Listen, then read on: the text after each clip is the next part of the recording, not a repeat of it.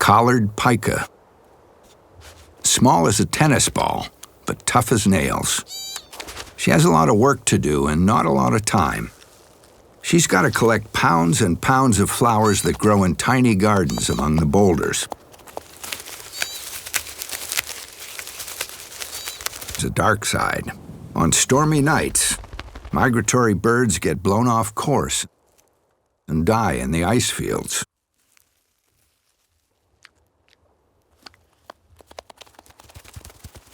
She collects the dead bodies and stashes them in her storm cellar.